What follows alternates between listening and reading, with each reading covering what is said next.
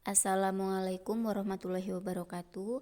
Salam dan bahagia Bapak Ibu dimanapun berada. Perkenalkan, saya Septi Tririanti dari SD Negeri Purwasari 04, Kecamatan Wanarja, Kabupaten Cilacap. Bapak Ibu, di sini saya akan menyebarkan pemahaman saya tentang topik kurikulum merdeka yang sudah saya pelajari pada platform Merdeka Mengajar. Kurikulum dapat kita maknai sebagai titik awal dan titik akhir pengalaman belajar pada murid. Sehingga kurikulum bersifat kompleks dan juga multidimensi.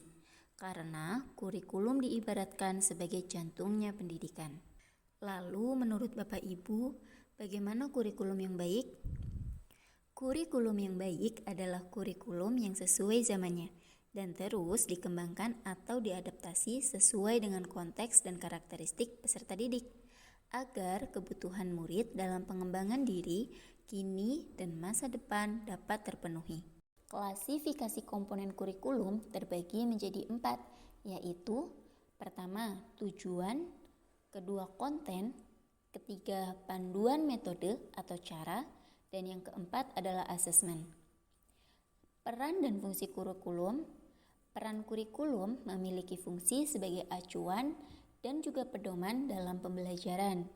Dan yang kedua, fungsi kurikulum untuk memandu dalam proses belajar murid. Lalu, mengapa kurikulum perlu berubah?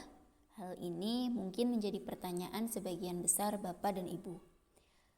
Karena kurikulum bersifat dinamis dan harus selalu dilakukan perubahan dan pengembangan secara sistematis dan terarah, agar dapat mengikuti perkembangan dan juga tantangan zaman, sesuai dengan kondisi satuan pendidikan dan dapat memenuhi kebutuhan murid dalam mencapai tujuan belajarnya. Dan kurikulum juga dapat diadaptasi oleh satuan pendidikan. Apa itu adaptasi kurikulum? Adaptasi kurikulum adalah kurikulum merdeka yang ditetapkan pemerintah pusat dan disesuaikan oleh satuan pendidikan.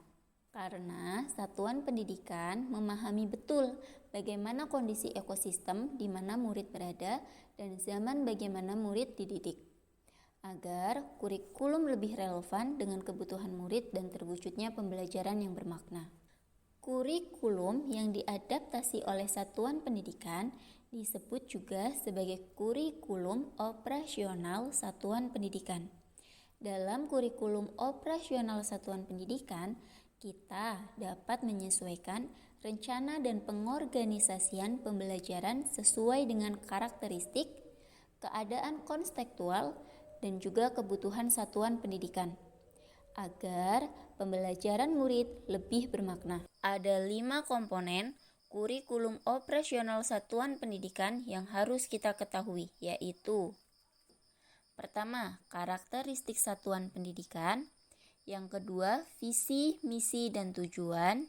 Ketiga, perencanaan pembelajaran yang mencakup ATP, asesmen, modul ajar, media ajar, dan juga program prioritas satuan pendidikan. Dan yang keempat, pengorganisasian pembelajaran yang mencakup muatan kurikulum, beban belajar, program intrakurikuler, ekstrakurikuler, dan juga proyek penguatan profil pelajar Pancasila. Selain itu, juga terdapat 5 prinsip pengembangan kurikulum operasional satuan pendidikan yang harus dipahami oleh satuan pendidikan. Yang pertama, pendidikan berpusat pada murid. Dan yang kedua, konstekstual. Ketiga, esensial. Dan keempat, akuntabel.